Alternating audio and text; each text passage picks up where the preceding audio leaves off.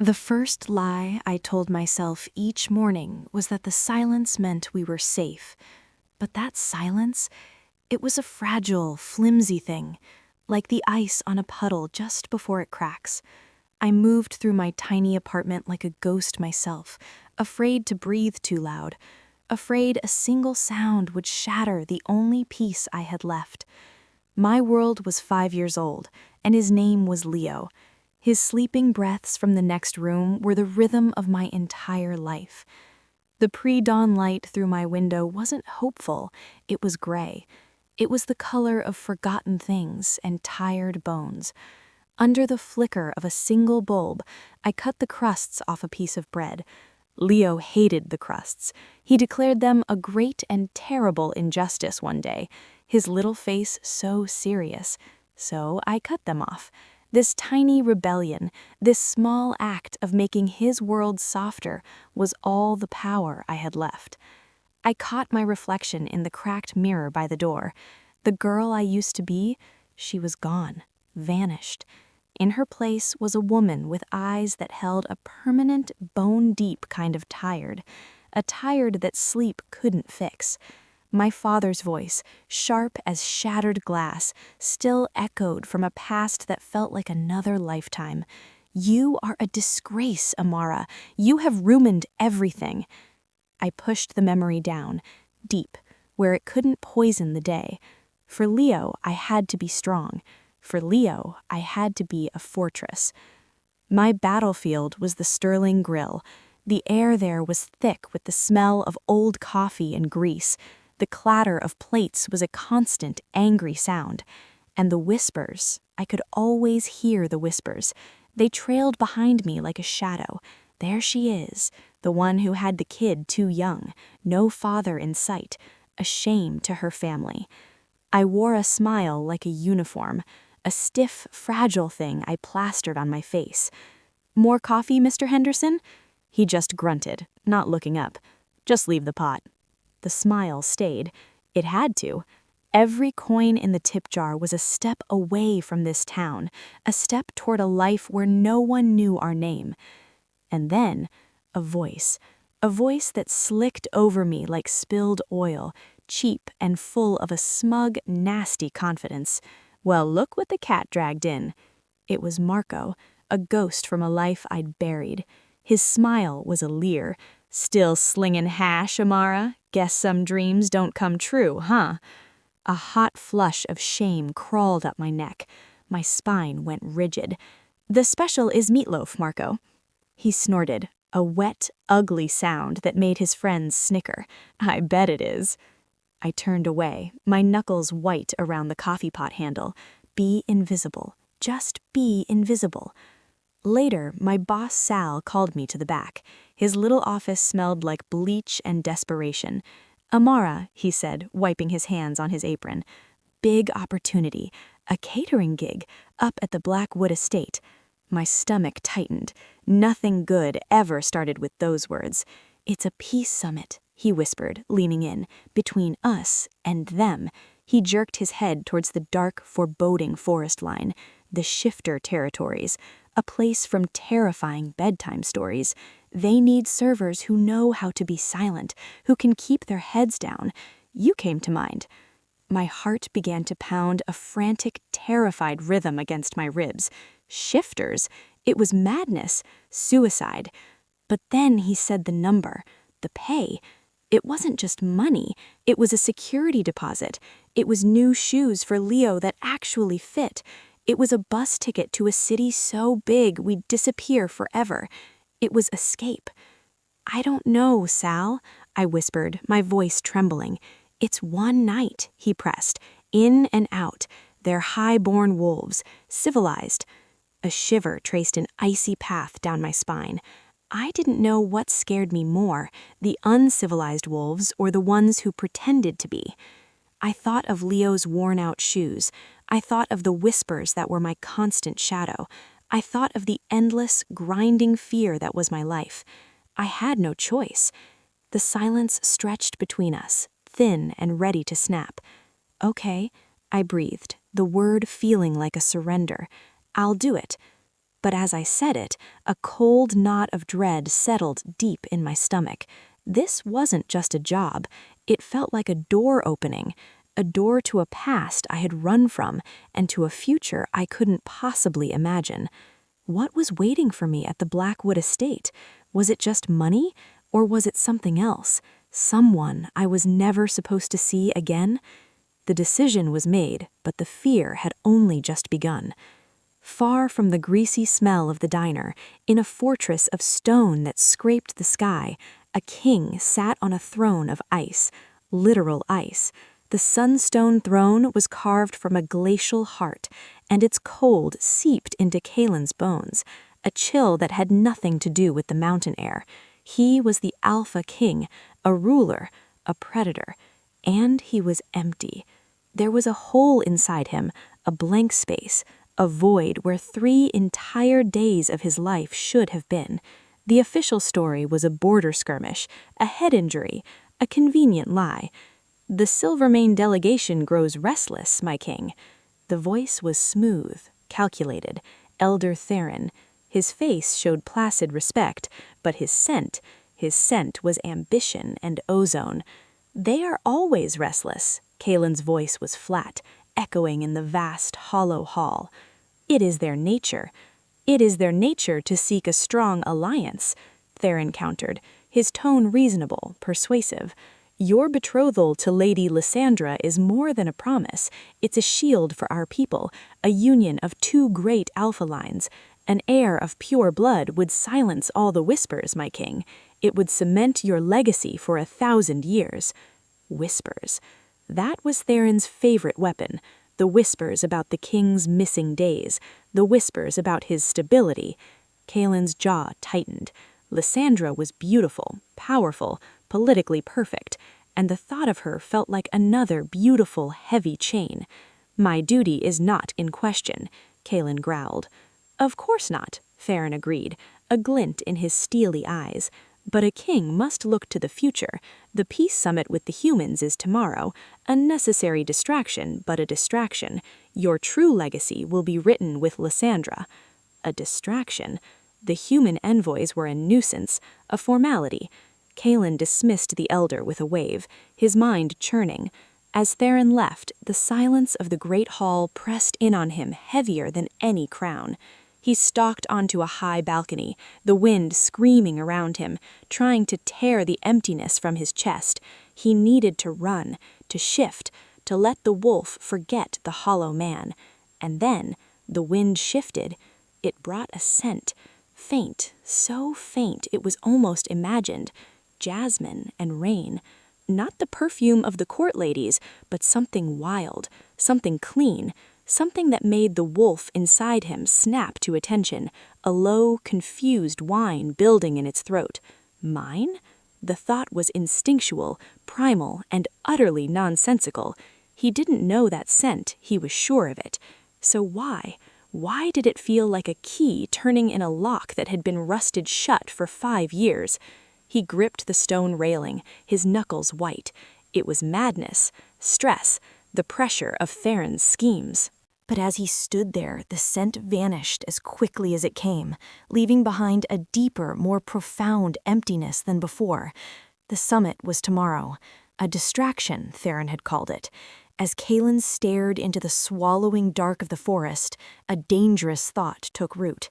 Maybe a distraction was exactly what he needed.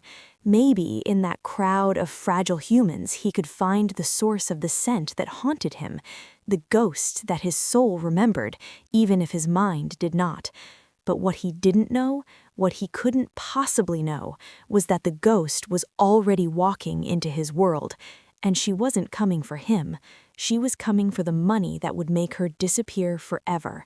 Their paths were set to collide, and when they did, his carefully constructed world of ice and lies would shatter into 1,000,000 pieces. What would the Alpha King do when he found the source of the scent? And what secrets would she drag out of the shadows when she arrived? The storm wasn't just on the mountain. It was gathering inside him. The moment I stepped into the Blackwood estate, I knew. I had made a terrible, terrible mistake. The air was different, thick.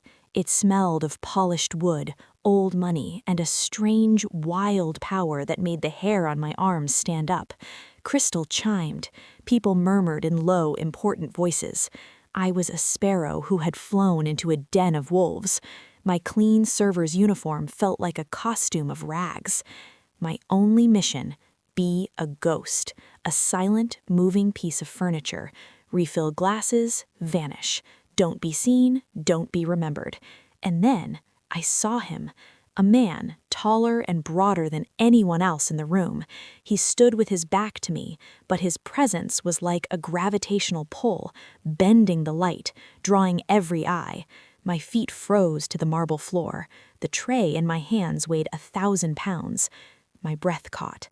A painful little hitch in my chest. No, it can't be. That was a dream, a mistake, a boy from a summer night a lifetime ago, not this king.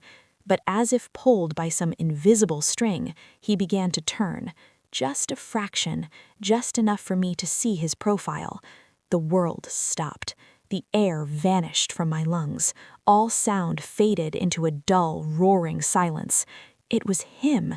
The sharp, unforgiving line of his jaw, the dark hair, the mouth that had once smiled under a blanket of stars, but he was harder now, carved from stone in winter, the alphaking, the most dangerous man in the world, and he was looking right at me. Our eyes locked across the crowded room. For one agonizing heartbeat, his gaze swept over me, blank, cold, utterly indifferent, empty. He didn't recognize me, not even a flicker. The cut was so deep, so clean, I felt it in my soul. He had forgotten me, completely. A strange hollow pain spread through my chest. The relief I should have felt, it wasn't there. Just emptiness. I turned to flee, to run back to the kitchens, to the shadows. I'd forfeit the money, I didn't care. But I was too late. His head snapped back in my direction. His entire body went rigid, like a predator catching a scent. The casual disinterest in his eyes vanished, incinerated by a raw, blazing gold fire. A fire of disbelief, of fury, of something so primal it stole my breath. His nostrils flared. He still didn't know who I was, but his wolf knew what I was. Without a single word, he took a step, a single, deliberate, terrifying step towards me, and the ghost had just become the prey.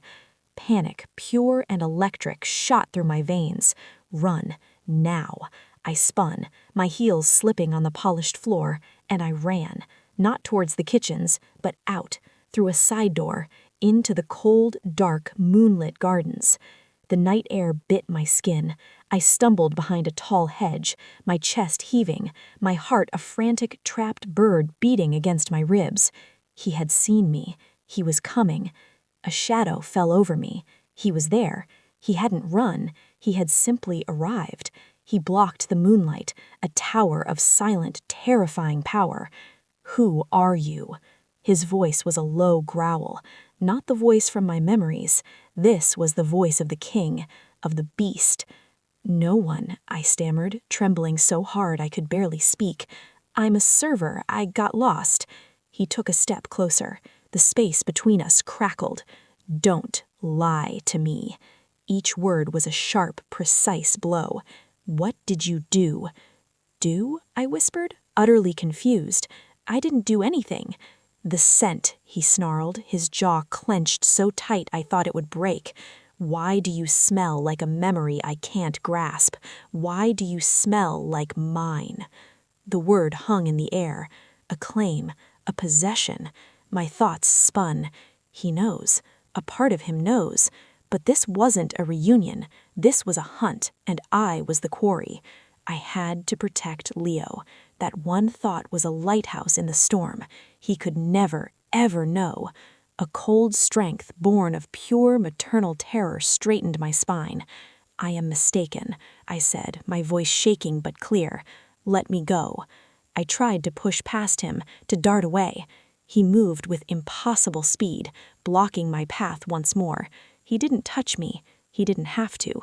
His gaze burned into me, golden and fierce, and then he reached out. His fingers, surprisingly gentle, brushed a stray strand of hair from my face. The touch was electric. Fire bloomed beneath my skin, a shocking, jolting heat that raced through my veins. It was a connection, a recognition so profound it stole my breath. And in his eyes, for a single fleeting second, I saw not the furious king, but the lost, confused boy, haunted, aching. It was my chance. His distraction was my opening. With a surge of adrenaline, I shoved past him, my shoulder brushing the solid wall of his chest, and I ran. I ran through the dark gardens, my feet slipping on cold stone, not daring to look back, the ghost of his touch burning on my skin like a brand. I didn't stop until the iron gates were far behind me, and the only sound was the frantic, terrified pounding of my own heart. I had escaped the estate. I had escaped the king. But as I ran through the sleeping town back to my son, a chilling certainty settled deep into my bones. He would find me. This wasn't over. He had my scent now, and a wolf with a scent never, ever stops hunting. What would happen when the hunt reached my doorstep, when it wasn't just me, but Leo in his sights? The running was over. The real terror was just about to begin.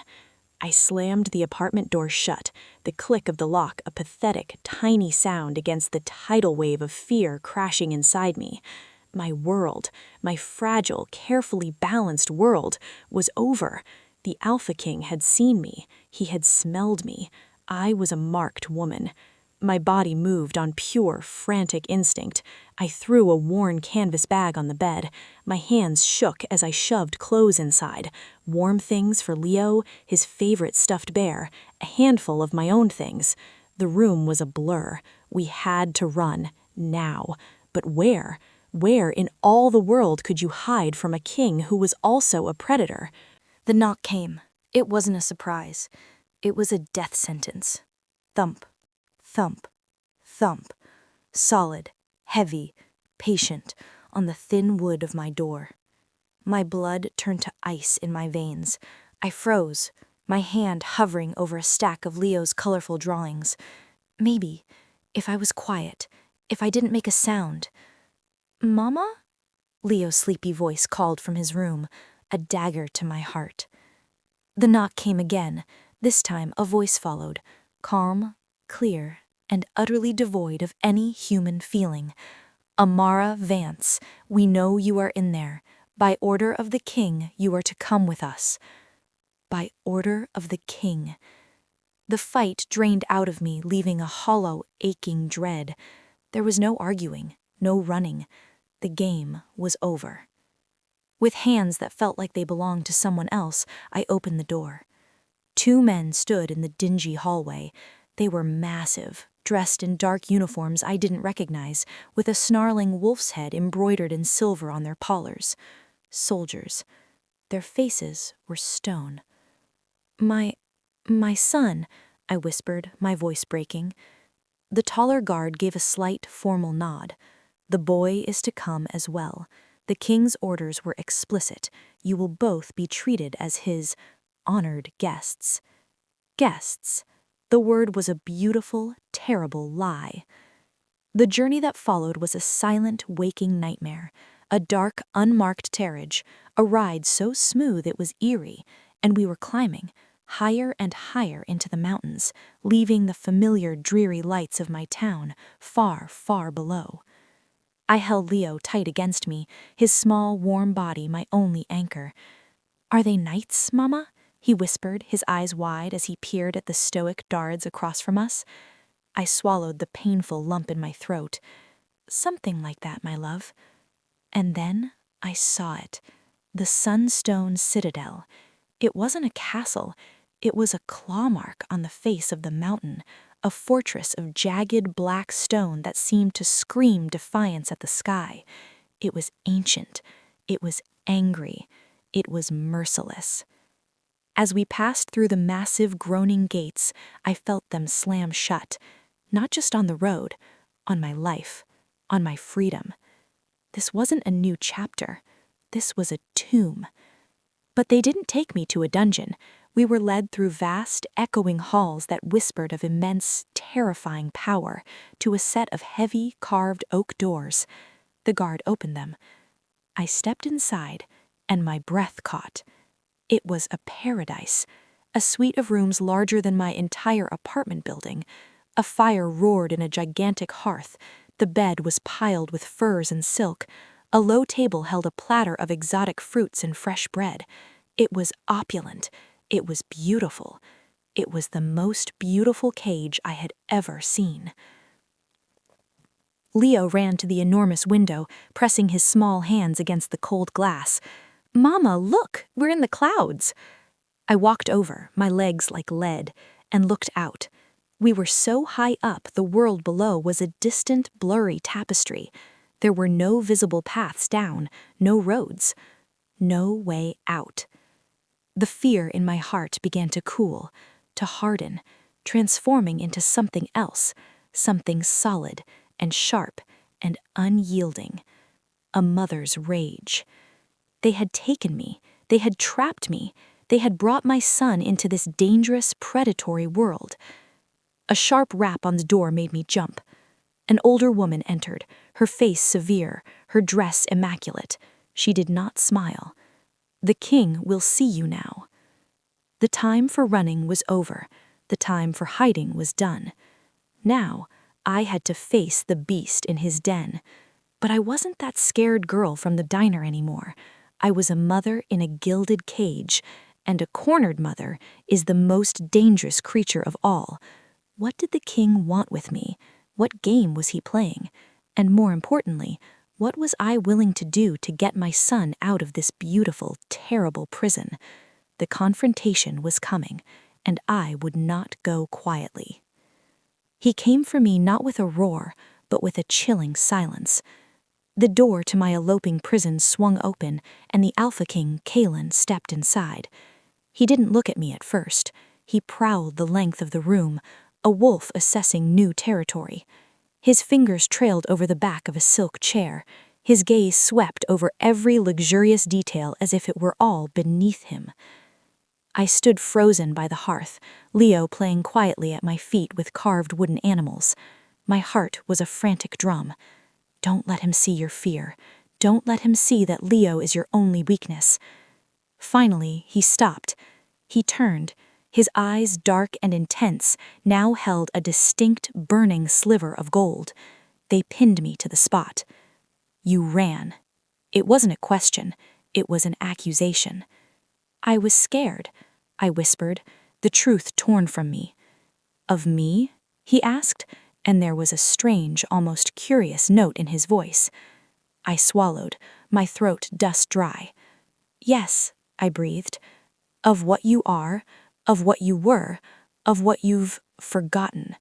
But I said none of that. Instead, I lifted my chin, a tiny act of defiance. "I don't belong here." A humorless, fleeting smile touched his lips. "On that, we agree." He took another step. The air grew thick, heavy. Leo stopped playing, his head tilting as he watched the giant, imposing man with wide, innocent eyes. "But you are here, now." Kaelen's voice was a low rumble. "So you will answer. What is your name?" "Amara." "Amara," he repeated, tasting the word. It sparked nothing in his eyes. The tiny, foolish hope I hadn't known I was clinging to withered and died. "Why does my wolf know you, Amara? Why does your scent feel like a memory I can't grasp?" I shook my head, my hands balling into fists. "I don't know." A low, visceral growl echoed in his chest, not a human sound, the sound of a beast straining against its leash.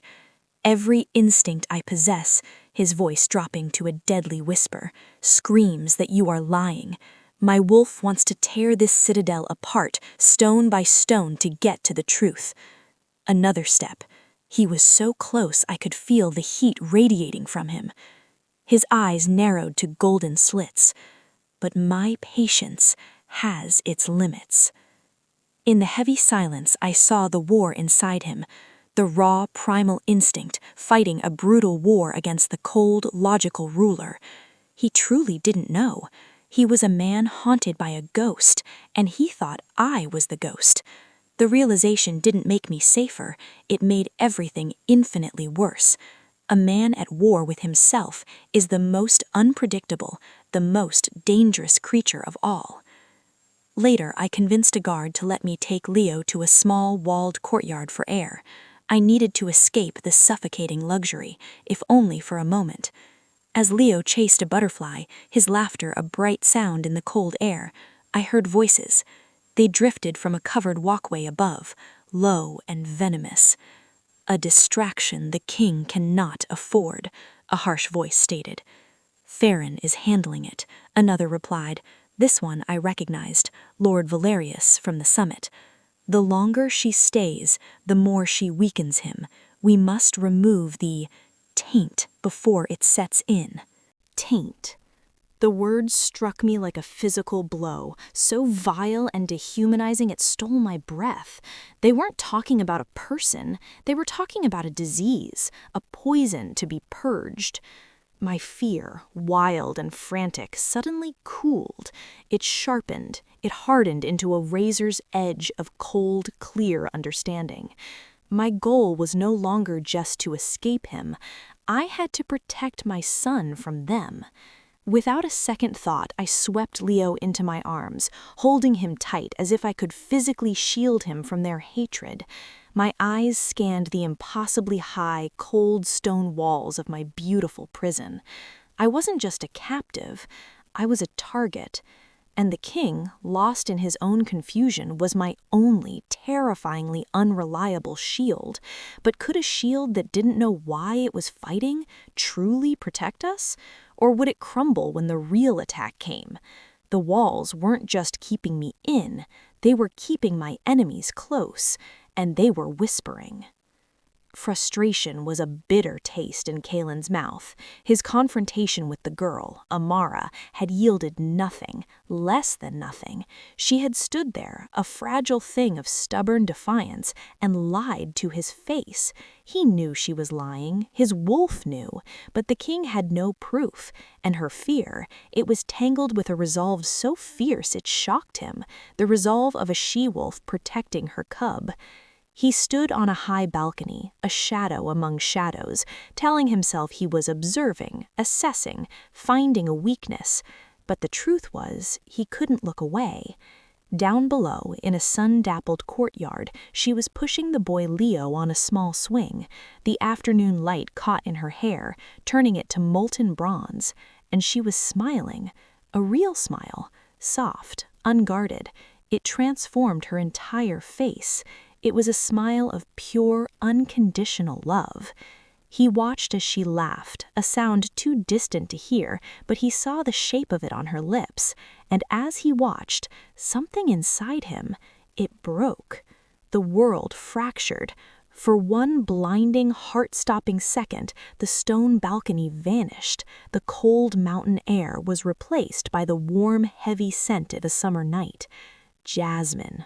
Overwhelming, and freshly cut grass. A feeling, the phantom sensation of cool, damp earth beneath his bare palms. A sound, an echo in his soul, her laughter, but not this gentle sound. This was free, joyful, unrestrained, a sound that vibrated with a happiness he couldn't remember ever feeling.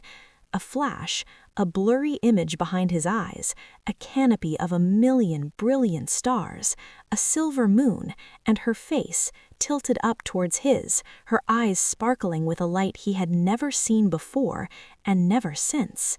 The world slammed back into focus. He was on the balcony, the air was cold, the girl was below, pushing her son, but everything had changed. He stumbled back, a raw, pained gasp tearing from his lungs.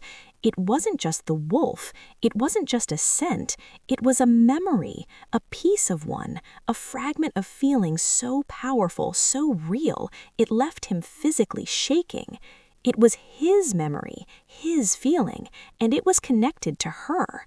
The lies, the council's reassurances, they were all exposed, shabby, pathetic deceptions. They hadn't just hidden an attack, they had hidden her. They had stolen a piece of his life.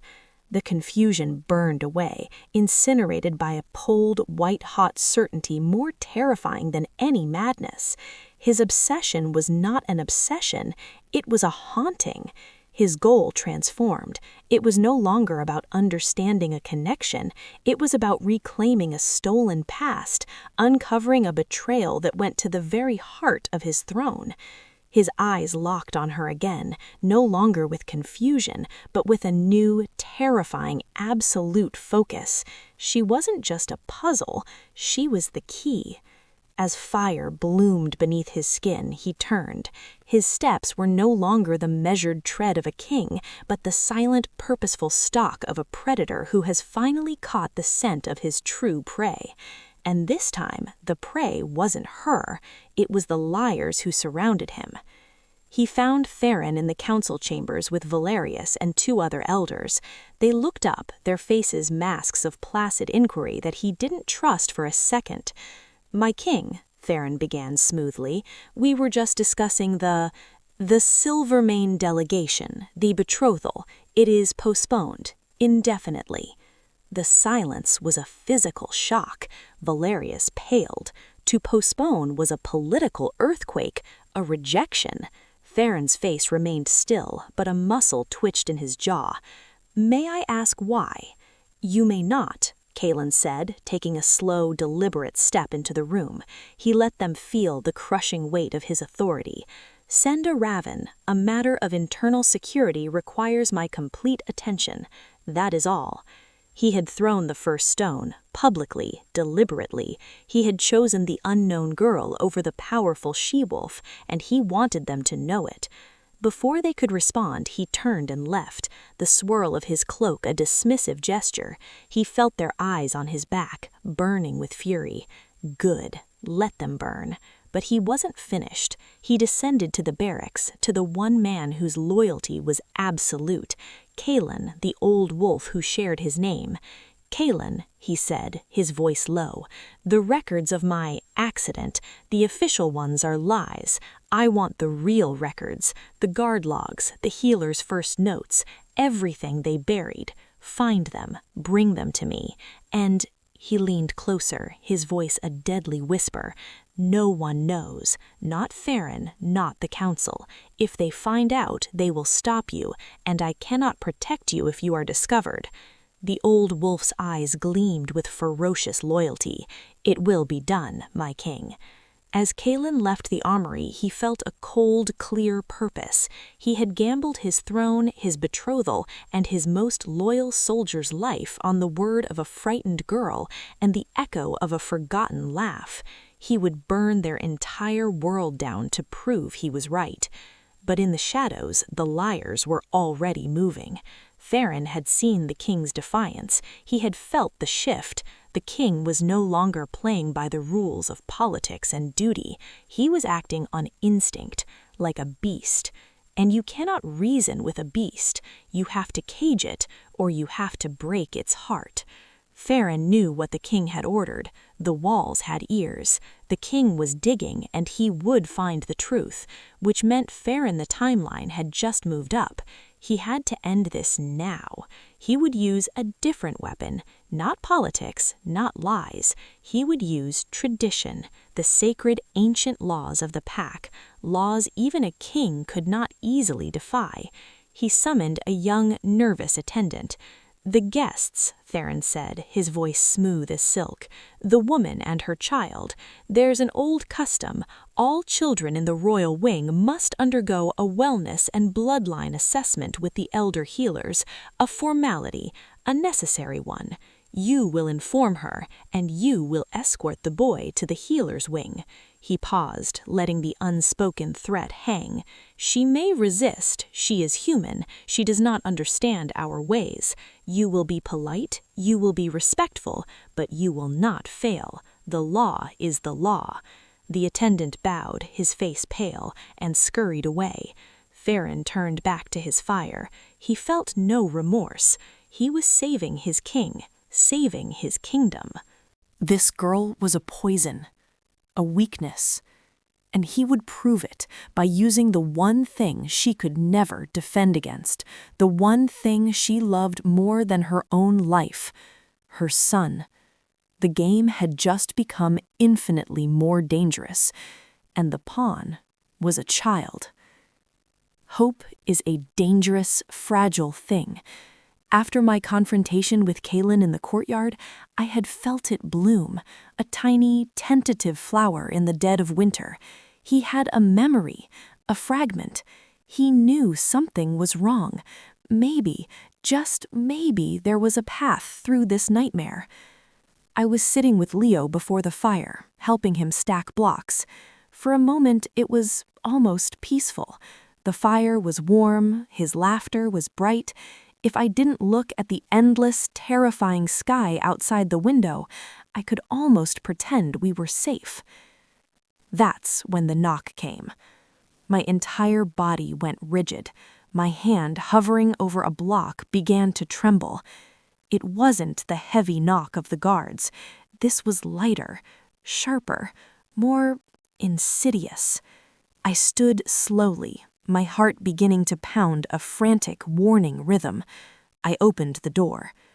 It was two attendants, a man and a woman, their faces polite, impersonal masks. The severe woman from before stood behind them. "Good afternoon," the woman said, her voice crisp. "We are here for the boy." My blood turned to ice. "What?" "There is a custom," she explained, her tone leaving no room for argument. "An old one. All children residing in the royal wing must be presented to our healers for a wellness and bloodline assessment. It is a formality." Bloodline assessment. The words echoed in the sudden, roaring silence of my mind. My hand shot out, pulling Leo behind my skirt. "No," I said, my voice shaking. "He's fine. He's healthy. He doesn't need to see any healers." "It is not a request," the male attendant said, his voice still polite but with an unyielding steel. "It is the law of the Citadel." Panic, cold and sharp, clawed at my throat. This wasn't Kaelen. This was a move from the shadows. This was the council. "I will not let you take him," I said, my voice rising. Without warning, the female attendant stepped forward with surprising speed. She knelt, her face softening into a false, sweet smile. "Hello, little one. We are just going to play a fun game with the doctors. Your mother will be right here." "No!" I cried, trying to pull Leo away, but the male attendant stepped in front of me, a human wall. The woman took Leo's hand. He looked back at me, his small face a mask of confusion and burgeoning fear. "Mama!" My heart shattered. "Don't you touch him!" I screamed, shoving against the attendant's chest, but it was like hitting stone. They were leading him out the door. My son, my world. The moment the door clicked shut, my strength gave out. A scream, raw and ragged and full of pure, unadulterated agony, tore from my throat. I pounded on the unyielding wood until my fists were bruised and numb. They had him. They had taken my son. In that single horrific moment, the fragile flower of hope in my chest was ripped out by the roots. The fear, the confusion, the despair, it all burned away, incinerated by a single towering emotion: rage. My tears stopped, my breathing evened. I stood up, my back straight, my hands clenched into white-knuckled fists. The point of no return had just been crossed. This was no longer about a forgotten past. This was not about kings and councils. This was about my child. I walked to the door, my steps steady and silent, filled with a terrible, deadly purpose. I didn't know who I was going to have to destroy to get him back, but I was going to start with the king. I stormed through the corridors, a woman possessed.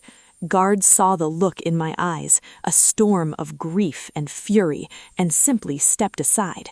I was going to find Kaelen, and he was either going to give me back my son, or I was going to tear the truth from his throat. But as I rounded a corner, a figure stepped from the shadows, blocking my path. Lord Farron. He stood there, his hands clasped behind his back, a small, knowing, cruel smile on his lips. "Such a hurry, my dear," he said, his voice smooth as polished glass. "One might think you were distressed." "Where is he?" I bit out, my voice a low snarl. "Where is my son?" Farron's smile didn't falter. It widened. "The boy is perfectly safe. He is with our finest healers. They are finding him quite remarkable." He let the words hang, a veiled threat wrapped in silk. "He will be returned to you, and you both will be free to leave this place, to go wherever you wish, with a purse heavy enough to ensure you never want for anything again." I stared, suspicion and confusion warring with the inferno in my gut. "What are you talking about?" "A deal," he said, taking a slow step towards me. His scent was dry and old, like dust and forgotten tombs. "A deal. Your son's freedom for a small service." "What service?" His smile widened, terrible and predatory. "A confession." He saw my confusion and savored it. "You will stand before the king and the full assembly this evening," he whispered, "and you will confess to being a spy for the southern territories. You will tell them you were sent here to bewitch the king, to use your unique scent to cloud his judgment. You will confess to this treason, and in return for your honesty, the king, in his mercy, will merely banish you. You and your son will be free." The world tilted. The floor dropped away. He wasn't just trying to get rid of me. He was trying to erase me, to turn me into a monster, to poison any memory Kaelen might ever have of me. "No," I breathed, the word stolen from my lungs. "Oh, yes," Farron said softly, his eyes blinking. He leaned in, his voice a venomous whisper. "Think. If you refuse, the boy stays. He will be raised as a ward of the citadel, a half-blood cur with a traitor for a mother. He will never know a moment's peace. Is that what you want?" My breath caught, a raw, ragged sob of pure despair. The choice was not a choice. It was checkmate. My son's life, his future, for my own. My knees felt weak. The fire was gone. In its place was an endless, desolate winter. My own father's words came back. "You are unworthy. You bring ruin." Maybe he was right. Maybe Farron was right. Maybe I really was a poison. Before the words of surrender could leave my lips, I knew I had already lost. "You have until the evening assembly to decide," Farron said, straightening up. He gave me a small, almost pitying look. "I do hope you make the wise choice, for the boy's sake." He walked away, his footsteps echoing, leaving me alone in the crushing, absolute silence. I had come seeking a king to face my rage. Instead, I had found a monster who had stolen my hope. The decision was made. My life, my name, my honor, they were all meaningless next to his safety. I would become the villain of his story to ensure he had a story at all. I walked to the door. I knocked once. When a guard appeared, I did not look at him. I stared at a point on the stone wall. My voice was a hollow, empty thing. "Tell Lord Farron," I whispered, the words ash in my mouth. "I'll do it." I had just agreed to destroy myself, But why did it feel like I was walking into a trap far darker than I could imagine? What was Theron's real endgame? And could my sacrifice truly save my son? The king was a fool, and the wolf was a prisoner in his foolish mind. A messenger had come. My king, a message from Lord Theron. The girl, she has agreed to confess. The words should have been a relief, a bitter, painful confirmation, but a relief, the end of the madness, proof to finally silence the howling beast inside him. Instead, a wave of revulsion so violent it nearly brought him to his knees crashed over him. It felt wrong, utterly, fundamentally wrong, like the sun rising in the west. His wolf threw itself against the bars of its cage in a silent, screaming fury. Trap, mate, lies. "Leave me," Kaelen snarled at the messenger, his voice a choked, guttural sound. The moment the door shut, he slammed his fist onto the cable. Why? Why would she confess if it were a lie? The kingly part of his mind supplied the answer, because she was caught. But the wolf offered another, more terrifying possibility, because she is protecting something. He began to pace, the room a cage too small for his torment. He caught his reflection in a polished shield, a king's face, a tormented face. But as he stared, another face flashed in his mind's eye, unbidden and crystal clear. Leo, the boy.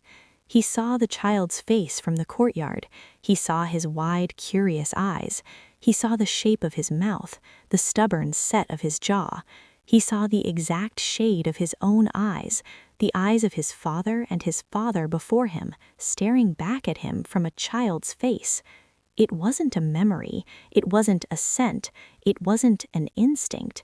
It was a truth as solid and real as the stone beneath his feet, a truth that shattered every lie, every piece of forged evidence, every logical conclusion. In a single earth-shattering heartbeat, the war inside him was over.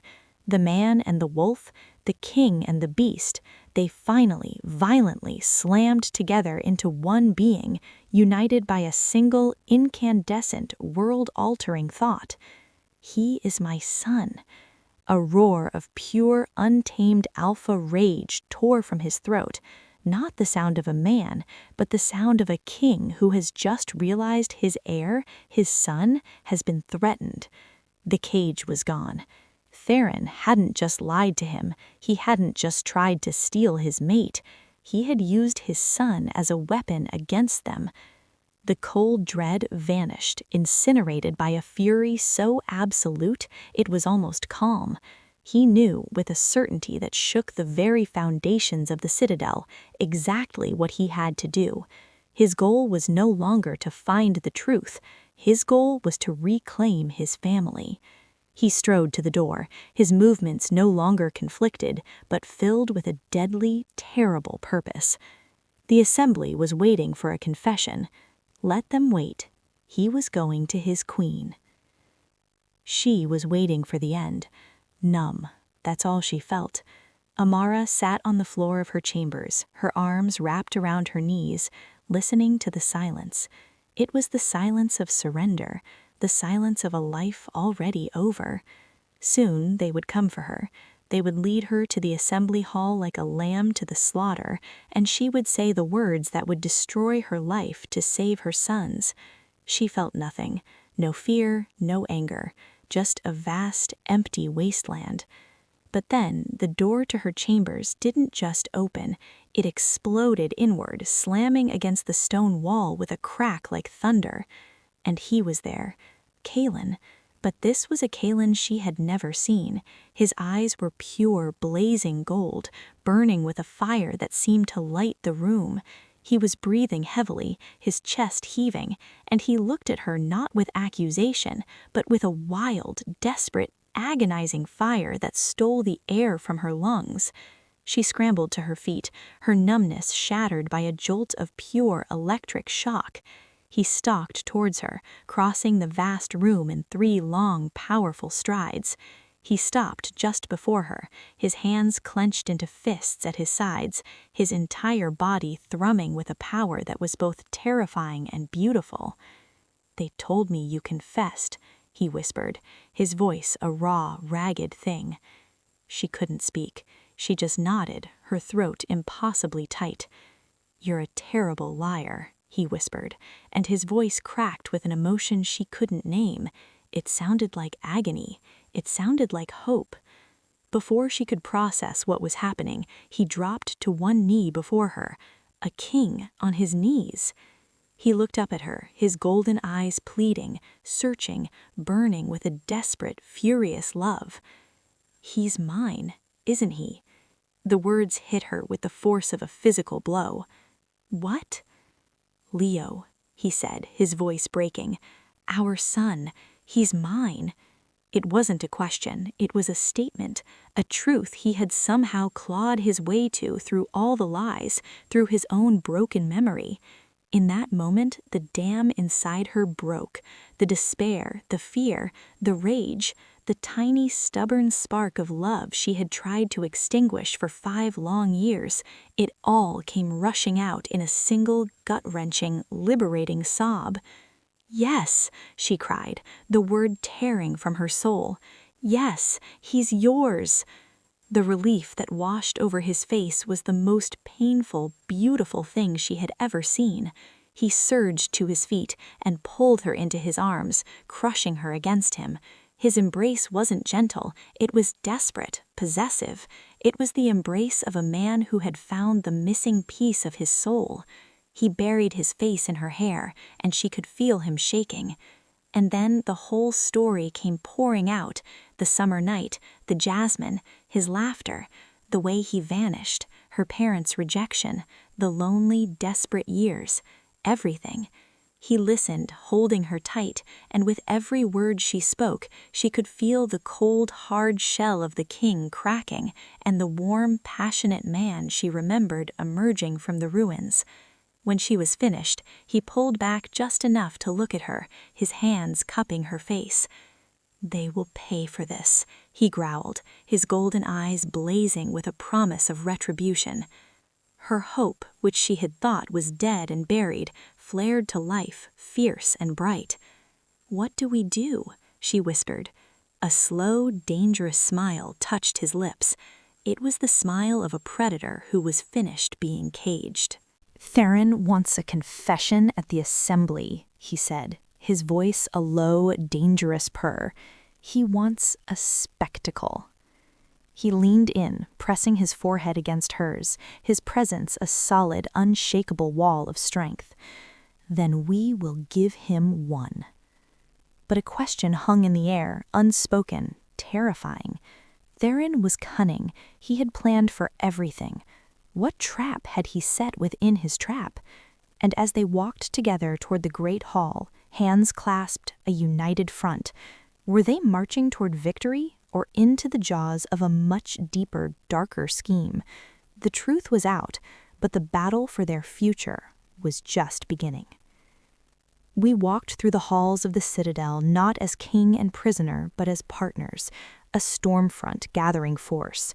Our silence was filled with 5 years of unspoken words, with the weight of a shared secret, and with the terrifying, exhilarating thrill of a battle about to be joined. I walked beside him, my head held high. For the first time since I had entered this fortress, I did not feel like a captive. I felt powerful. His presence was a shield, my truth was a sword. The guards and attendants we passed stared, their faces masks of shock and confusion. They saw their king, the cold, distant alpha, walking with the disgraced human girl. But we were not walking apart. His hand rested on the small of my back, a simple, possessive gesture that was a declaration to the entire world. She is with me. As we approached the massive, carved doors of the great hall, he paused, turning to me. The sounds of the shuffling, murmuring crowd within were a low, ominous hum, the sound of a waiting arena. "Are you afraid?" he asked, his golden eyes searching mine. I took a deep breath. the cold mountain air filling my lungs with resolve. "Yes," I admitted, my voice trembling only slightly, "but I'm not alone anymore." He lifted a hand and gently brushed a thumb over my cheek. It was a touch that spoke of regret, of promises, of a future he was now determined to claim. "You were never alone," he said softly. "Even when I didn't remember, my soul knew you." He held out his hand. I looked at his outstretched hand, then back into his blazing eyes. I saw the boy I had loved. I saw the king he had become, and I saw the future of my son. I placed my hand in his, my fingers lacing through his. His grip was warm and strong and sure. Together. The tension broke. He nodded to the guards, and as the great doors swung open, revealing the sea of hostile, waiting faces, we stepped across the threshold, not into a trap, but onto our stage. The final battle had begun. The great hall was a sea of watching eyes, hundreds of them, curious, hostile, hungry. The air was thick with their scent, wolf and woods, power and suspicion. It was an ocean of judgment, and I was meant to drown in it. At the head of the assembly, on a raised dais, Lord Theron sat beside the empty sunstone throne, his face a mask of solemn, false gravity. He looked like a spider sitting at the center of its web. He rose, his voice booming in the sudden, expectant silence. "Let the woman known as Amara Vance come forward." Every head turned towards me. I could feel the weight of their stares, 1,000 tiny needles against my skin. Beside me, Kaelen gave my hand a single reassuring squeeze before letting it go. "You are not alone." I walked forward, my steps steady on the cold stone floor. The journey from the doors to the center of the hall felt like 1,000 miles. I was aware of everything: the flicker of the torches, the scent of burning beeswax, the rustle of silk gowns. I was no longer a ghost. I was the storm. I stopped before the dais, lifting my chin to meet Theron's cold, triumphant gaze. He thought he had won. He was about to watch his world burn.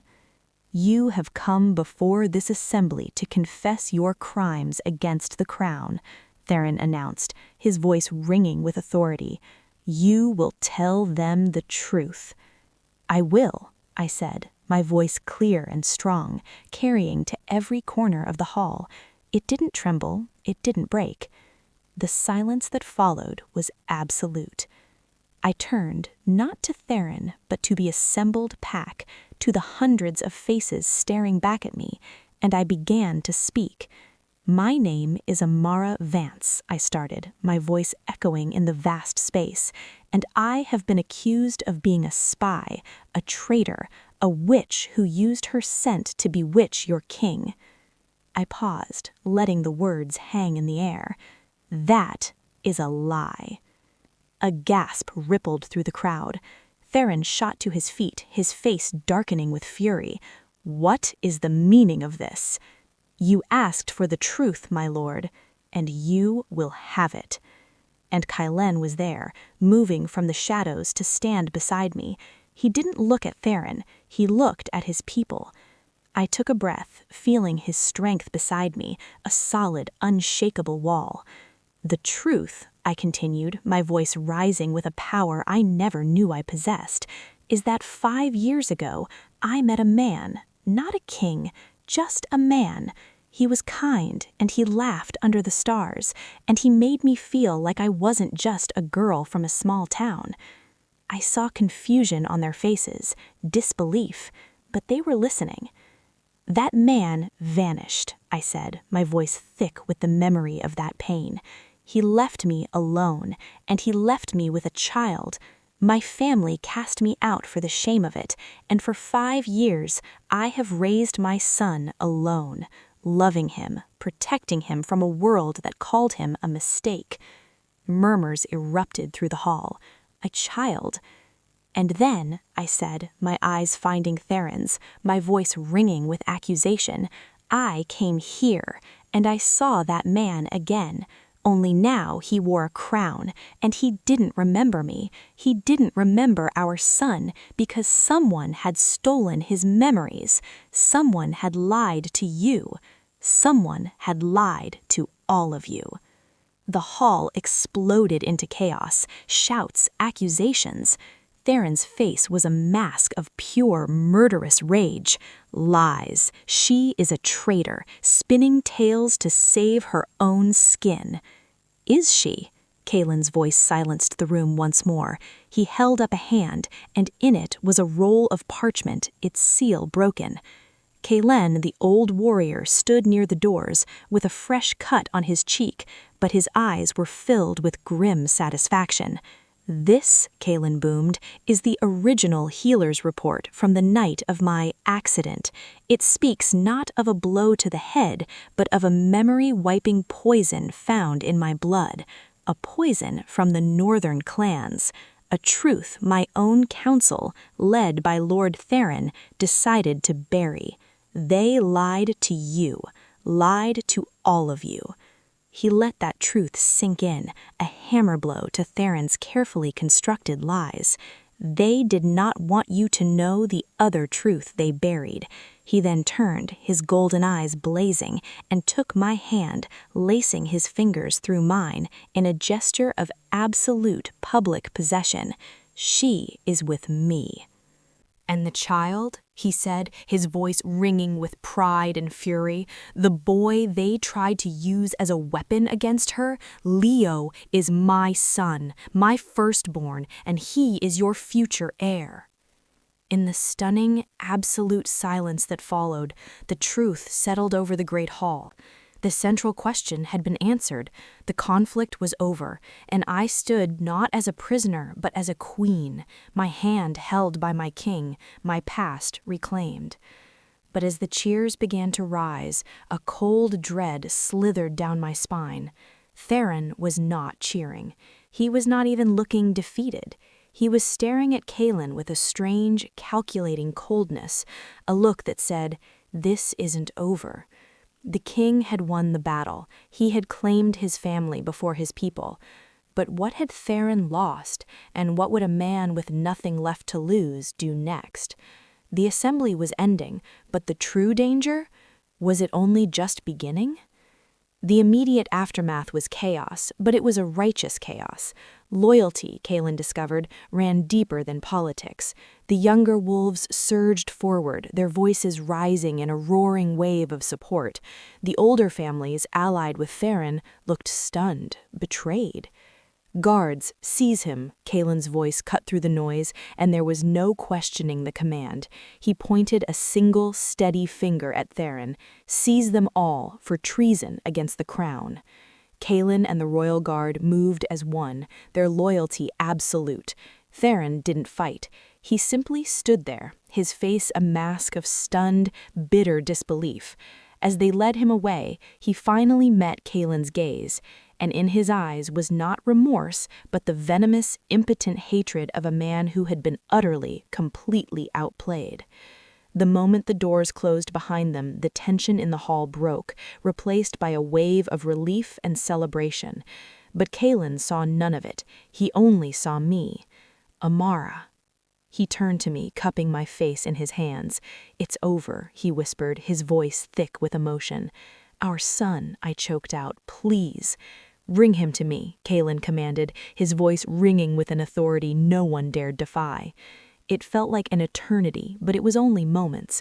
The crowd parted, and a healer, her face pale with fear, led Leo into the great hall. His eyes were wide, searching the sea of giant strangers. And then he saw me. "Mama!" he cried, his voice a tiny, perfect sound. He broke away and ran. I let out a sob of pure, unadulterated joy and collapsed to my knees, sweeping him up into my arms, burying my face in his hair, murmuring his name over and over.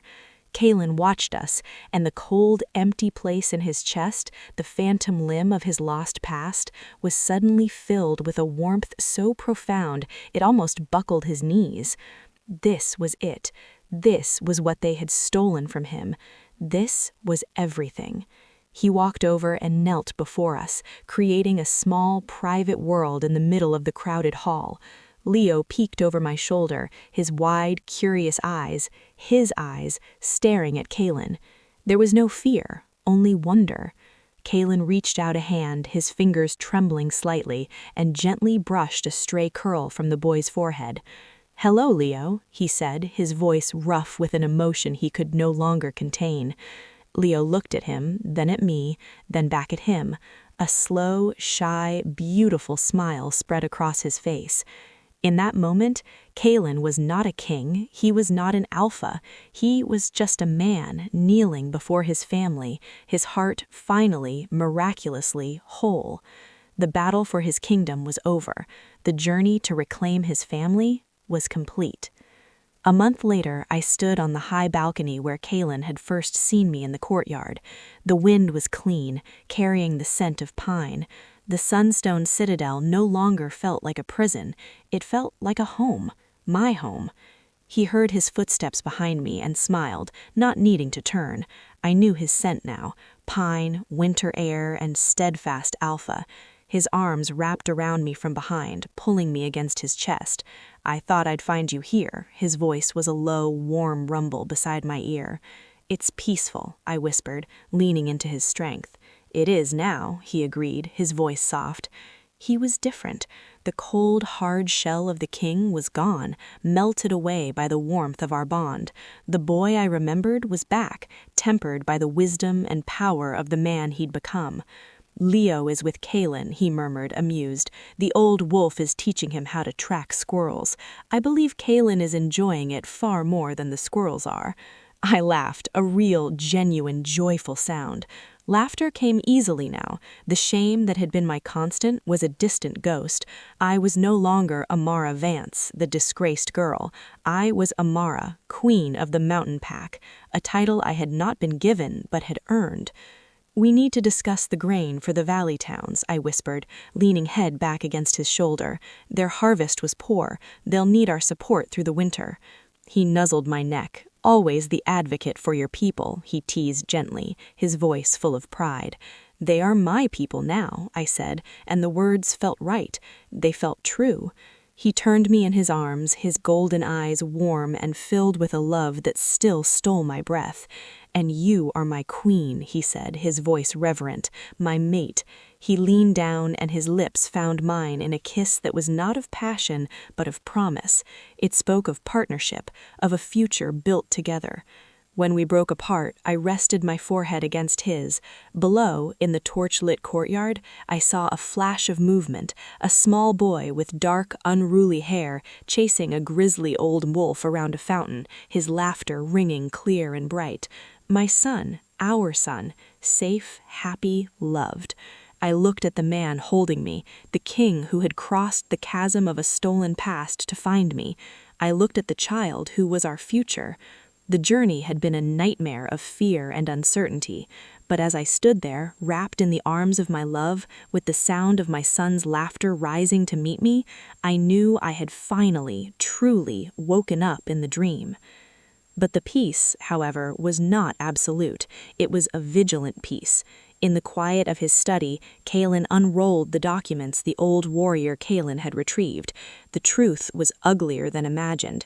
"It wasn't just the memory poison," Kaelen said, his voice a low growl as I entered. He pointed to a line in the healer's notes. "They found traces of a second substance, a suppressant. It wasn't just to erase my memory of that night. It was meant to dull my connection to my wolf, to make me more pliable, more human." I came to stand beside him, my hand resting on his arm. "To make him easier to control." He nodded, his jaw tight. "Farron didn't just want to hide you, he wanted to fundamentally break me, to create a puppet king. My strength, my instincts, they were a threat to his power." The depth of the betrayal was a fresh wound. "And the alchemist?" I asked softly. "Gone. With Farron in chains, the trail went cold somewhere in the north wastes. A ghost." But in the darkness of his cell, Lord Theron felt no remorse. He felt only the bitter dregs of a plan gone awry. His kingdom was in the hands of a lovesick king and a human commoner. A soft scrape at the door. The lock turned. Not a guard. A hooded figure slipped inside. Lord Valerius. His scent was ozone and fear. "This is a disaster, Theron. The king is consolidating power. The girl is everywhere. We are ruined." "We are not ruined," Theron said, his voice dangerously calm. "We are delayed." "Delayed? He knows everything." "He knows what I allowed the old wolf to find," Theron corrected, a slow, cunning smile spreading.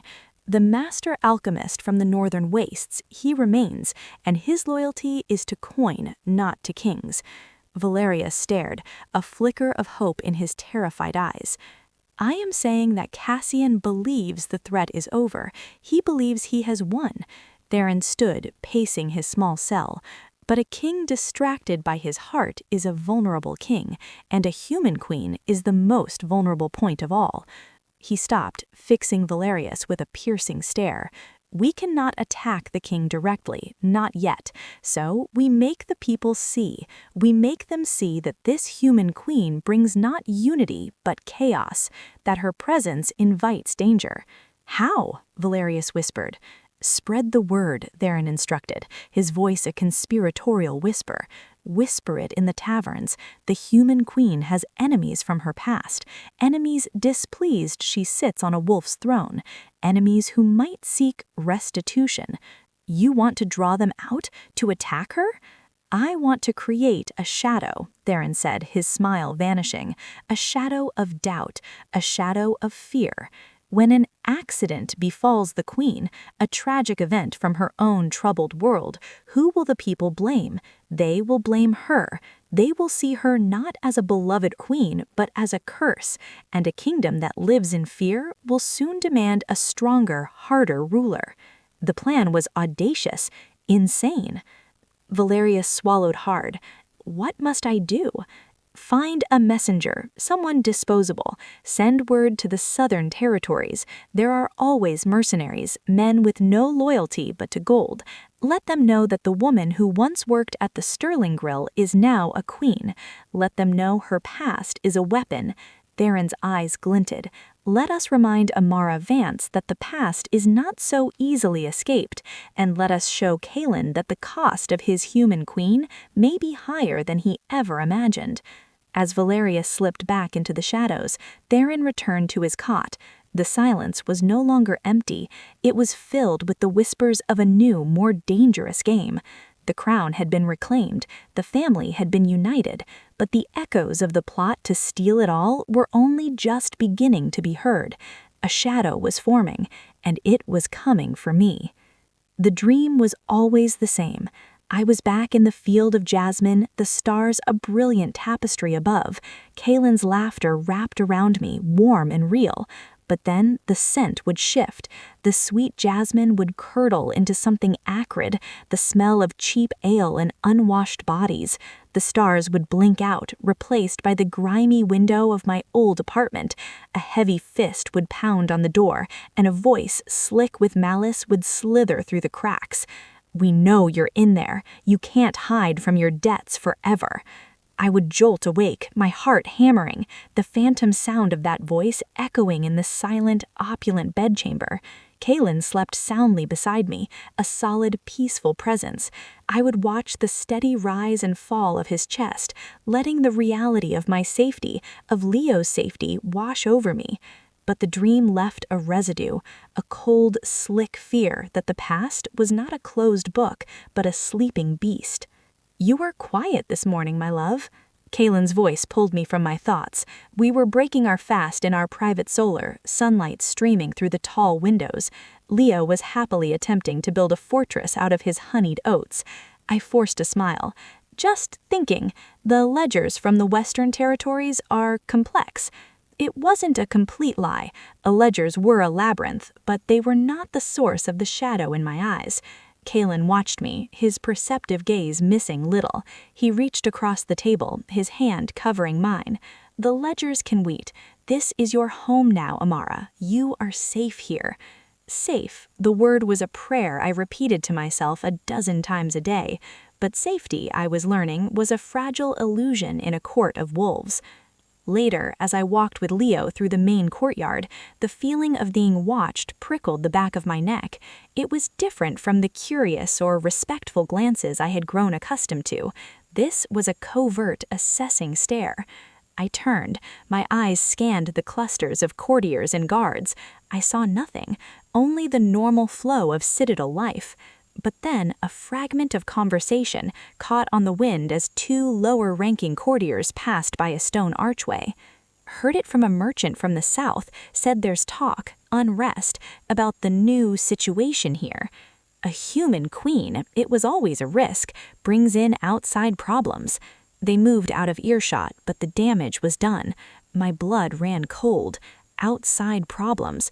Was it just gossip, the natural friction of change, or was it the first deliberate ripple of a stone thrown into the water by a hidden hand?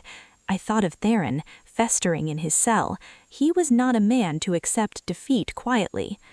The official narrative was one of unity and strength, but in the shadowed corners of the citadel and in the bustling taverns of the town below, a different story was carefully, quietly being woven. A grizzled hunter, sharing an ale with his companions, would lean in and murmur, "My cousin trades in the south. He says there's men asking questions about her time before. Not friendly questions, if you catch my meaning."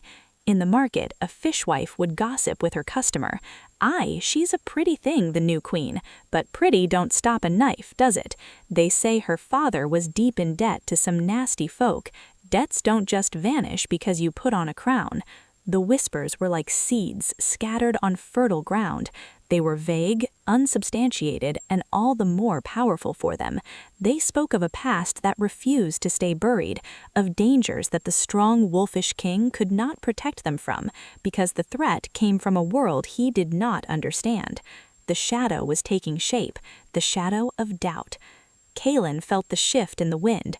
The overt loyalty was still there, but beneath it he sensed a new, subtle current of anxiety. His council meetings, now filled with faces loyal to him, were tinged with a new, subtle caution. My king, one of his newer advisors, a steady wolf named Rorik, ventured cautiously. "There are murmurs from the southern border. Traders are reporting unease, questions about the stability of your reign given the unique nature of the queen's background." Kaelen's expression remained impassive, but a cold fury ignited in his gut. "What kind of questions?" Rorik looked uncomfortable. "They speak of old enemies, of the human world spilling into ours. They fear that the queen's past may follow her here." "The queen's past is none of their concern." Kaelen's voice was a low growl, the alpha power in it making the air hum. "Her strength is the kingdom's strength. Anyone who suggests otherwise answers to me." The message was delivered, but Kaelen was no fool. He knew that fear, once planted, was a weed difficult to uproot. He doubled the guard around Leo and me, not as a show of force, but as a silent, grim necessity. He found me that evening in the library, a heavy book open on my lap, but my eyes were distant, seeing some private horror. "The guards," I said softly, not looking up. "There are more of them." "A precaution," he said, kneeling before me, taking my cold hands in his. "There are whispers, Amara, foolish, dangerous whispers. I will not take any chances, not with you, not with Leo." I met his gaze then, and the fear in my eyes was a physical blow. "They're talking about my father, aren't they? About the people he owed money to." He didn't insult me by denying it. "It does not matter. They are ghosts. They cannot touch you here." "Can't they?" I whispered, my voice breaking. "Kaelen, you don't know them. They are like rats. They fester in the dark. They only care about coin, and my father owed them a great deal of coin." For the first time, he saw a crack in the formidable strength I had shown since the assembly. This was not a fear of political machinations. This was a raw, primal fear born in the grimy, desperate world I had fought so hard to escape. "Let them come," he said, his voice dropping to a deadly whisper, his golden eyes blazing with protective fury. "Let every cutthroat from your past crawl out of their holes and come to my gates. They will learn what it means to threaten an alpha's mate. They will learn that the price for touching you is a pain beyond their comprehension." His certainty was a fortress around me. I leaned forward, resting my forehead against his, drawing strength from his unwavering resolve. But later that night, after he had fallen asleep, I slipped from our bed and walked to the balcony. The mountains were silhouettes against the starry sky, immense and eternal. The citadel was a bastion of stone and power. Yet the whispers had found their way in. They had scaled the walls. They had slipped through the cracks. The past was not a ghost. It was a hunter, and it had just caught my scent. Deep in the bowels of the citadel, in a cell that never saw the sun, Lord Farron received his report. It was from a guard whose loyalty had been purchased years ago.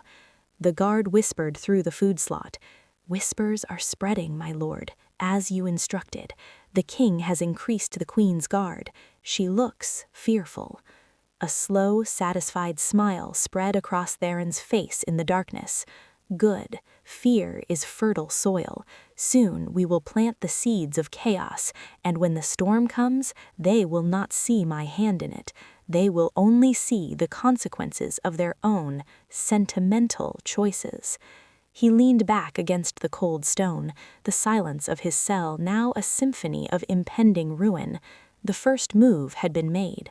The game was afoot, and the queen was playing right into his hands without even knowing the rules. What was the next move, and how far would the shadows reach to pull me back into a past I thought I'd escaped forever?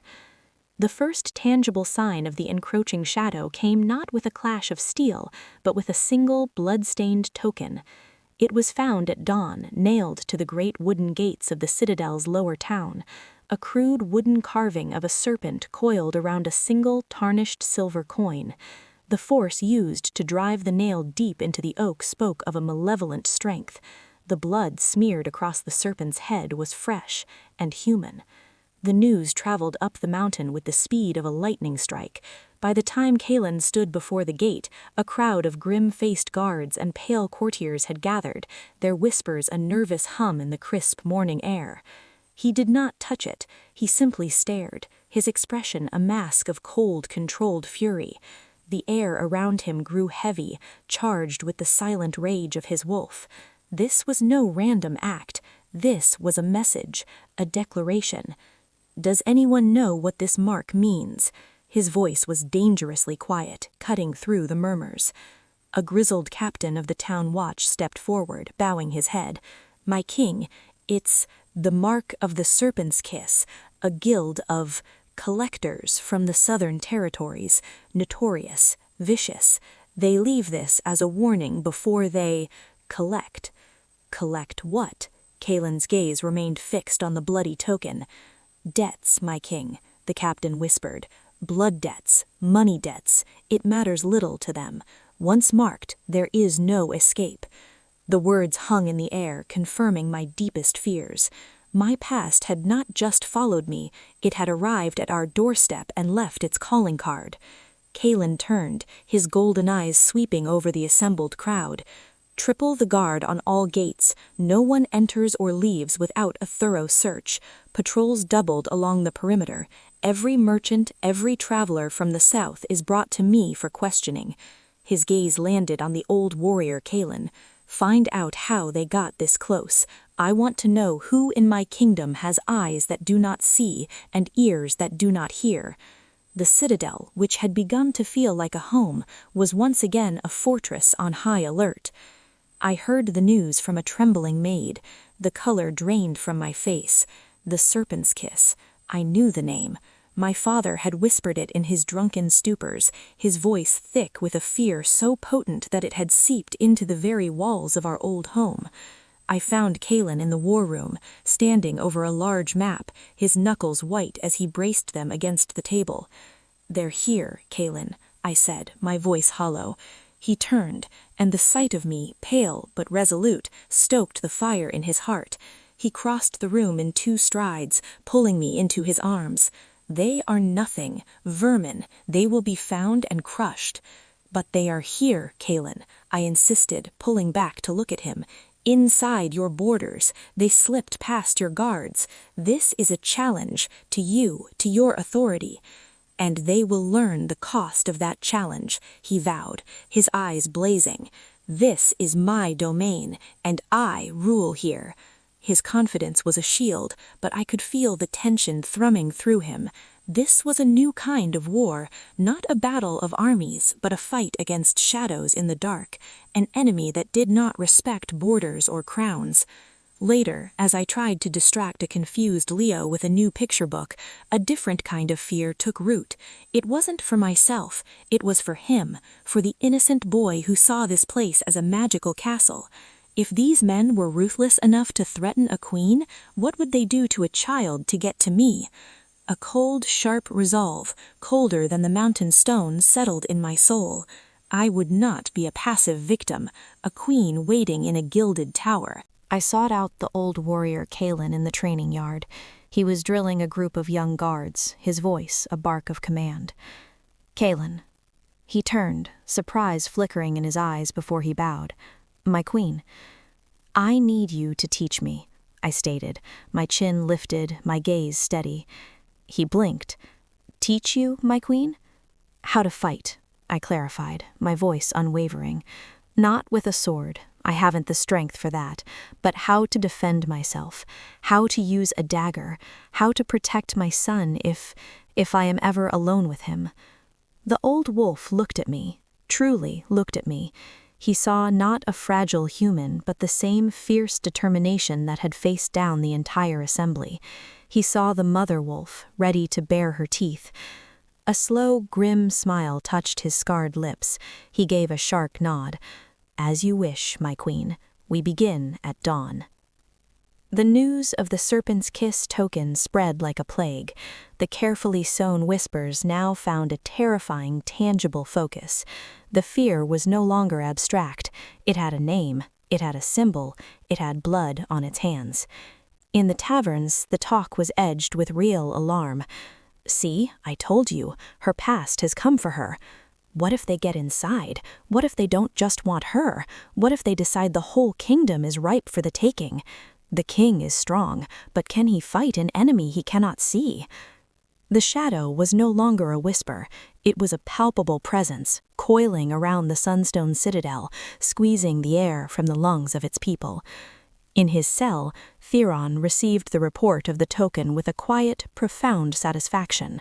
Valerius had done his work well. The bait had been taken. The fear was real. "Now," Theron murmured to the stone walls, "we wait for the serpent to strike. And when it does, the kingdom will see the truth. They will see that the human queen is a beacon for chaos, and they will cry out for a king who can restore order by any means necessary." He closed his eyes, envisioning the chaos to come, the fear, the panic, the tragic, inevitable accident that would befall the queen. Kaelen would be broken, yes, but a broken king filled with a grief that turned to cold, hard rage was a tool that could be reshaped, a king without his distracting human heart. The game was reaching its climax. The shadow was at the gates, and the queen, standing in the training yard at dawn with a practice dagger in her hand, was preparing to meet it. But was she preparing for the right enemy? The serpent was outside, but the true venom was already inside the walls, whispering, waiting, plotting. Which strike would come first, and who would survive it? Dawn painted the eastern sky in hues of rose and gold, but in the secluded training yard the light was still a pale, cold gray. I stood, a solitary figure wrapped in a simple, sturdy tunic and trousers, my breath pluming in the frigid air. In my hand I held a practice dagger. Its blunted edge felt alien and heavy. The old warrior Kaelen stood before me, his grizzled face impassive. "The weapon is an extension of your will, my queen, not a club.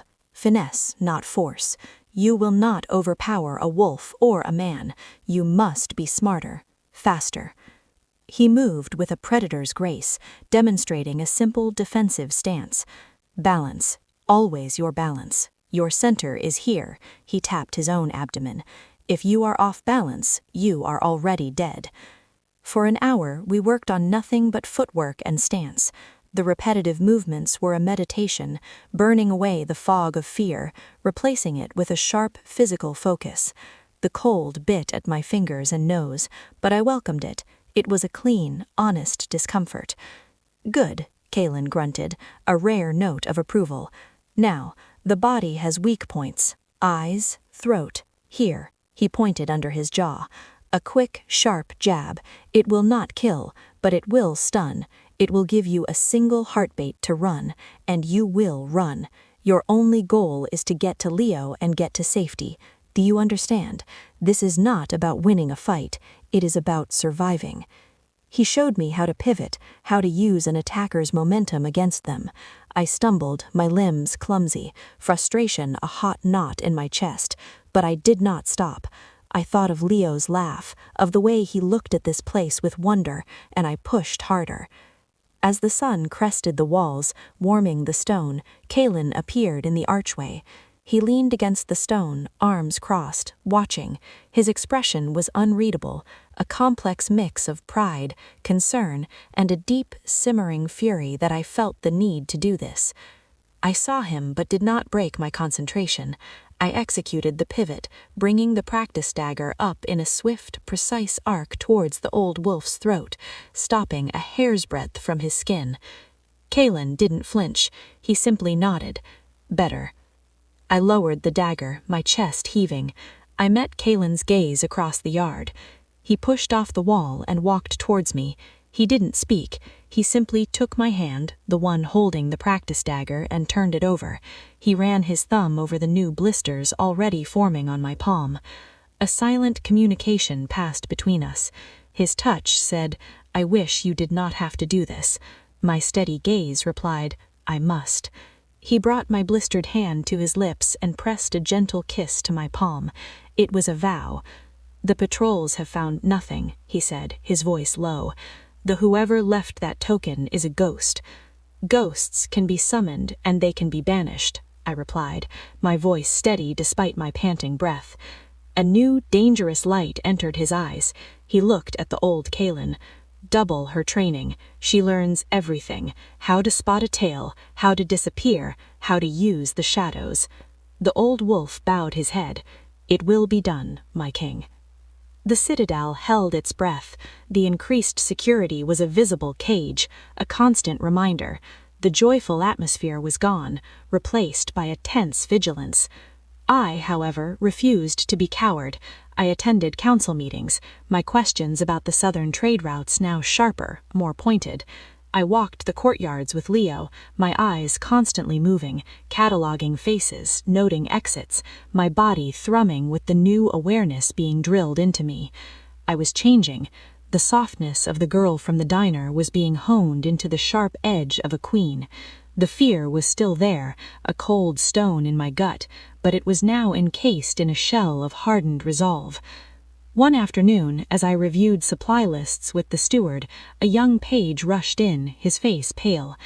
"My queen, a man at the lower gate. He demands to speak to you. He says he has a message from your father." The air in the room went cold. The steward looked at me, alarmed. My heart hammered against my ribs, but my face remained a calm mask. This was it. The serpent was not just hissing from the shadows, it was speaking. "Where is the king?" I asked, my voice remarkably level. "On the northern ridge, inspecting the border fortifications, my queen. He will not return for hours." Of course. The timing was not a coincidence. This was a move designed to isolate me. I could wait for Kaelen, let him deal with this, let his rage crush this messenger. But that was what they expected. The hidden they, Theron, the serpent's kiss, all of them. They expected the frightened girl to run to her king. The queen, however, would not run. "Bring him to the Hall of Echoes," I commanded, naming a small, austere antechamber near the gates. "Have 4 guards in a room with me, and Kaelen. Tell no one else." "My queen, is that wise?" the steward stammered. "It is necessary," I said, rising. I walked to my chambers first, not for a crown. I slipped the real sharpened dagger Kaelen had given me that morning into the hidden sheath sewn into my sleeve. The Hall of Echoes was a cold stone room with a high vaulted ceiling.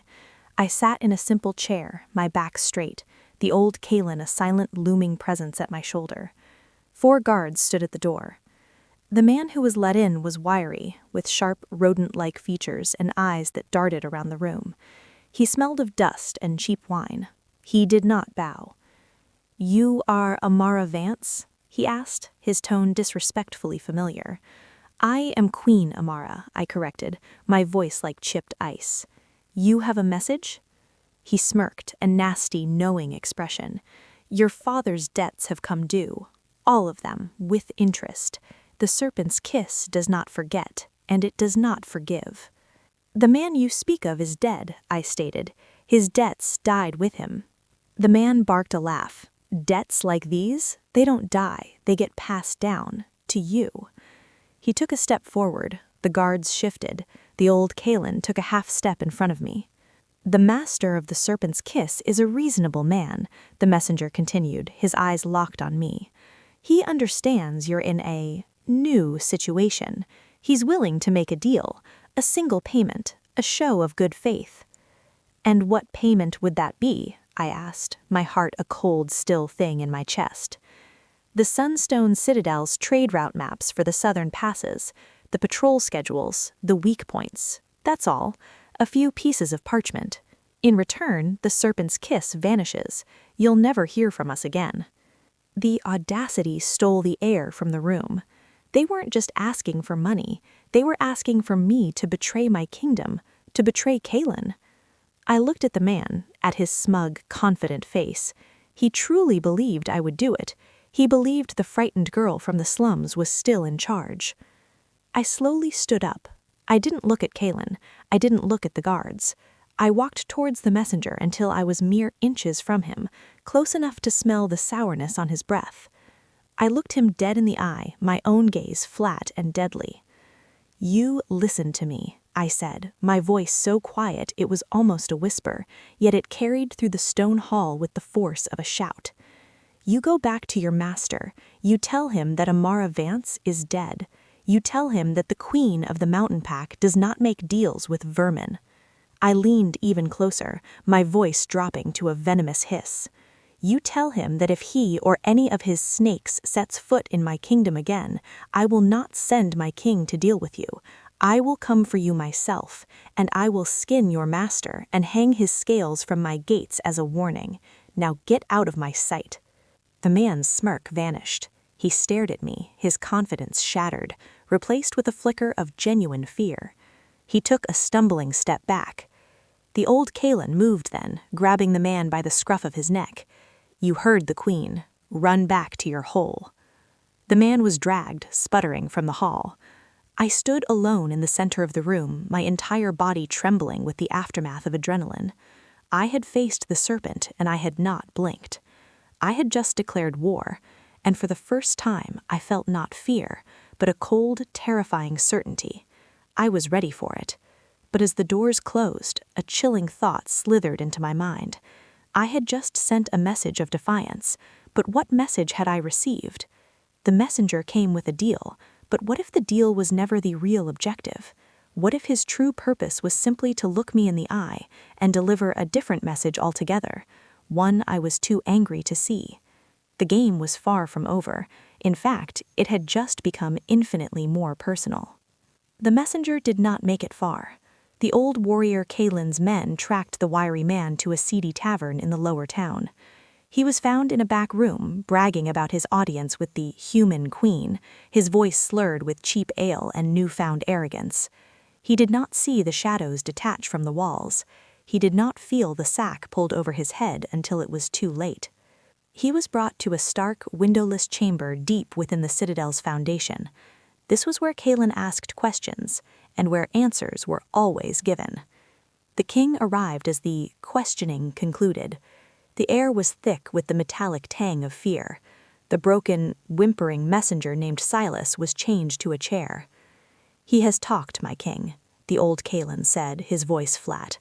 a low-level errand boy, paid a hefty sum by a man he'd never met before in a tavern just across the southern border. His instructions: deliver the message, get the maps, or at the very least, stoke the Queen's fear. Kaelen's hand shot out, gripping the man's jaw, forcing his head up.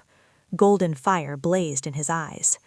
You came into my home, you threatened my queen.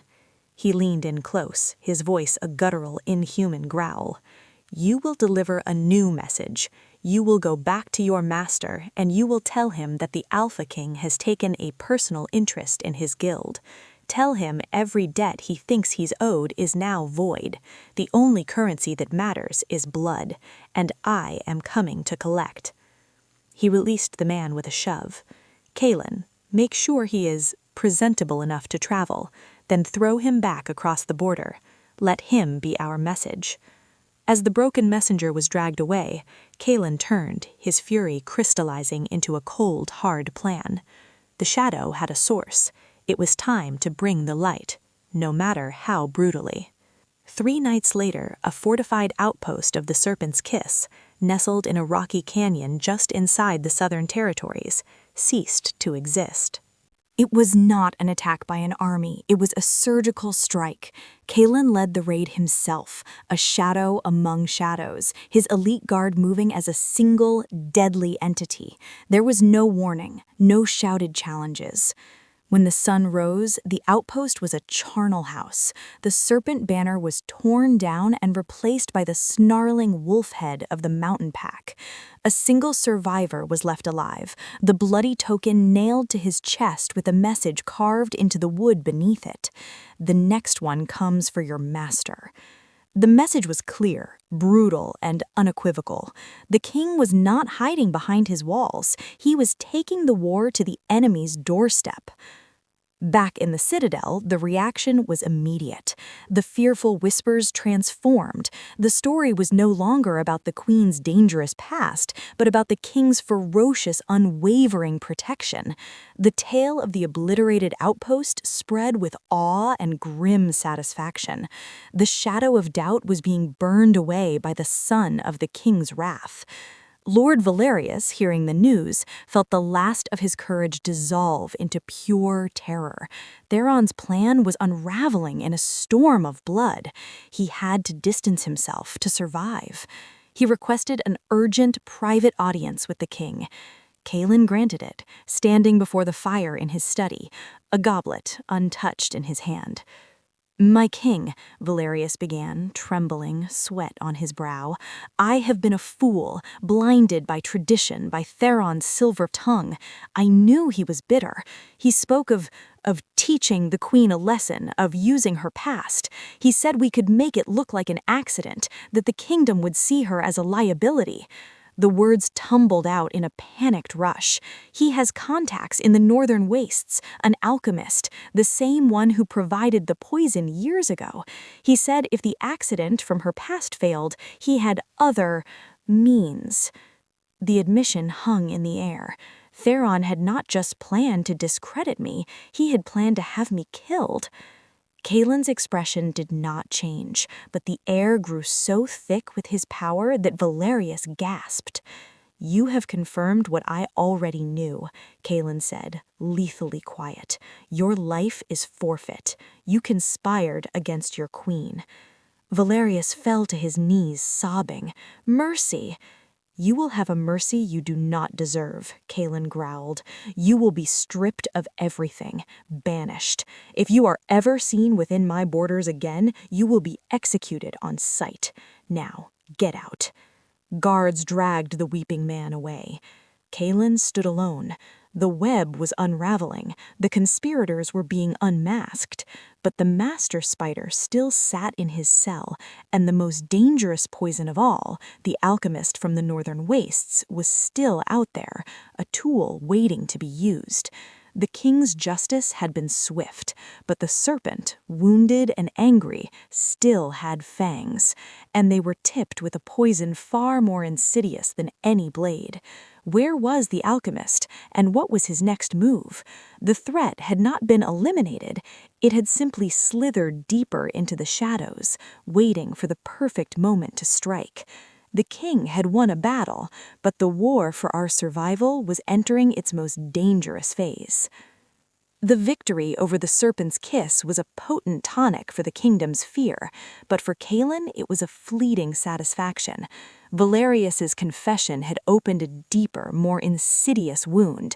The alchemist, the source of the poison that stole his memories, the architect of the first betrayal, was still free, a ghost with the power to create more ghosts. He stood over the war table, but he was not looking at maps of borders. He was studying a diagram of the citadel's own beating heart, water sources, grain silos, air vents. He would not try a direct attack on Amara now, Kaelen murmured to the old warrior and Rorik. The guard is too tight. His goal is to discredit her, to make her presence a curse. The water supply, it serves everyone, highborn and low. If it were compromised, a cold dread trickled down his spine. He would use poison, not a memory toxin, something simpler, something that causes sickness, death. It would be chaos, the old Kaelen growled. The people would cry out that the human queen brought this blight. And in that chaos, Kaelen finished, his voice a low rumble of fury, another tragic accident could befall her, a victim of the very disaster she supposedly caused. He slammed his fist on the table. Secure the aqueduct now. Guards on every access point, tasters for every well within these walls. The citadel shifted from a state of alert to one of siege, but the enemy was within. I felt the new tension. It was a silent, creeping dread. I watched as guards were posted at places I had never noticed, ornate fountains, courtyard grates. The explanation was a routine inspection, but I saw the truth in Kaelen's eyes. My training took on a new, grim intensity.